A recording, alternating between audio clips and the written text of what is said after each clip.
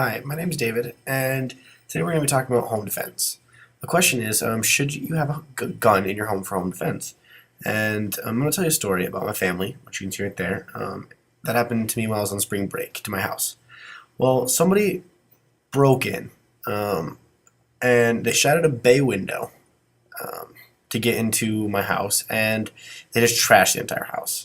Completely trashed. It was like a bear came in and they just stole everything. I was just so incredibly traumatized from this entire event that I ended up having trouble falling asleep at night. The stress got to the point where I constantly thought about someone breaking into my home and I worried constantly. So I decided to get a gun to protect myself. And I didn't know what gun to get at first. One of the main reasons I decided that an AR-15 was the gun that I wanted to get for my home defense weapon was this video right here. It shows how versatile this gun is. You can go from short range to long range to anywhere in between, and it's just an all-around good gun.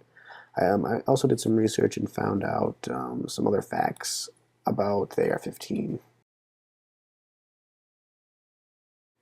Some of the research that I came up with was that the AR-15 was banned in 1994, but the ban expired in 2004. The gun was originally designed by Colt, and it was modeled after the M16. The average cost of an AR-15 is $2,200. There's about 1.5 million have been made and sold in the U.S. since 2004. I don't want to just give you facts about AR-15s. I want to talk to you about some shootings that happened between 2012 and 2013. Did you know that 12,042 people were killed by a firearm? But the NRA says 2 million people, okay, defended themselves, okay, against some sort of attack, okay, with a defense weapon, okay, like the AR-15, okay? So 12,000 people died, okay, because of a firearm.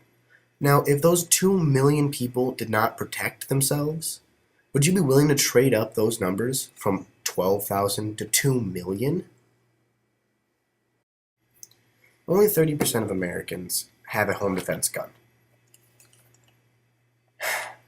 But it takes the police 5 to 10 minutes, okay, to get to your home after calling, okay?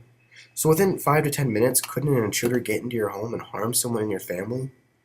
I mean, I don't know why people wouldn't want a home defense gun just to protect themselves in general. Now, returning to the story that I was telling earlier about the home intrusion that happened in my own home, you have to think about other things like, what if your family or my family was home when that man entered the house? I mean, would those 4 people really be there with me today?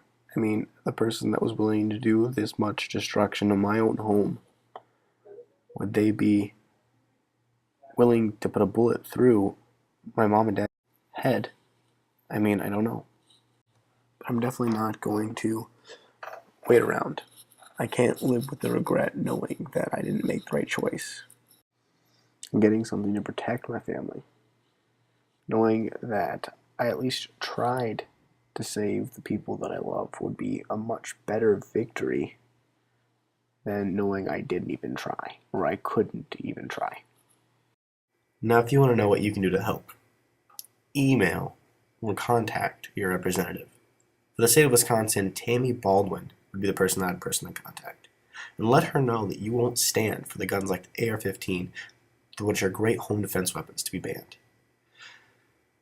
Now, returning to my previous question at the beginning of the project, should you have a home defense weapon? I think the evidence is obvious that you should, just to protect your family and keep them safe. Well, that's all I have for you today. Have a great and safe American evening. Good night.